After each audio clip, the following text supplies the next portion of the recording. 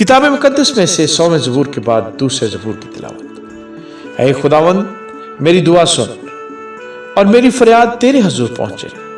मेरी मुसीबत के दिन मुझसे रूपोश न हो, अपना कान मेरी तरफ झुका। जिस दिन मैं फरियाद करूं, मुझे जल्द जवाब दे, क्योंकि मेरे दिन धुएं की तरह उड़े जाते हैं और मेरी हड्डियां ईंधन की तरह जल गईं। मेरा दिल घास की तरह झुलस कर सूख गया, क्योंकि मैं अपनी रोटी खाना भूल जाता हूँ। कराहते कराहते मेरी हड्डियां मेरे गोश्त से जा लगी।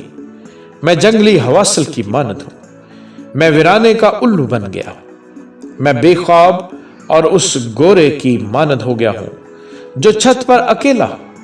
मेरे दुश्मन मुझे दिन भर मलामत करते हैं, मेरे मुखालिफ दीवाने होकर मुझ पर लान तान करते हैं, क्योंकि मैंने रोटी की तरह राख खाई और आंसू मिलाकर पानी पिया। ये तेरे गज़ब और कहर के सबब से है, क्योंकि तूने मुझे उठाया और फिर पटक दिया। मेरे दिन ढलने वाले साया की मानद है और मैं घास की तरह मुरझा गया हूं। लेकिन तू ऐ खुदावंद अब तक रहेगा और तेरी यादगार पुश्त दर पुश्त रहेगी। तू उठेगा और सयून पर रहम करेगा, क्योंकि उस पर तस खाने का वक्त है।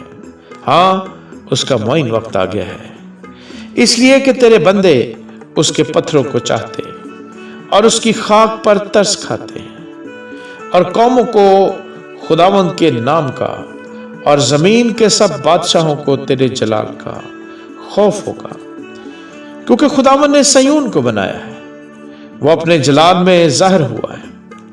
उसने बेकसों की दुआ पर तवज्जो की और उनकी दुआ को हकीर न जाना। यह आइंदा पुश्त के लिए लिखा जाएगा और एक कौम पैदा होगी जो खुदावंद की सिताइश करेगी, क्योंकि उसने अपने मक़दस की बुलंदी पर से निगाह की। खुदावंद ने आसमान पर से जमीन पर नजर की, ताकि असीर का कराहना सुने और मरने वालों को छुड़ा ले, ताकि लोग सायून में खुदावंद के नाम का इजहार और यरूशलेम में उसकी तारीफ करें। जब खुदावंद की इबादत के लिए कौमें और ममलकतें मिलकर जमा हों, उसने राह में मेरा जोर घटा दिया, उसने मेरी उम्र कोहता कर दी। मैंने कहा, ऐ मेरे खुदा, मुझे आधी उम्र में न उठा। तेरे बरस पुश्त दर पुश्त हैं, तूने कदीम से जमीन की बुनियाद डाली। आसमान तेरे हाथ की सनत है। वो नेस्त हो जाएंगे पर तू बाकी रहेगा, बल्कि वो सब पोशाक की मानद पुराने हो जाएंगे। तो उनको लिबास की मानद बदलेगा और वो बदल जाएंगे, पर तू ला तब्दील है और तेरे बरस लाइंथा होंगे।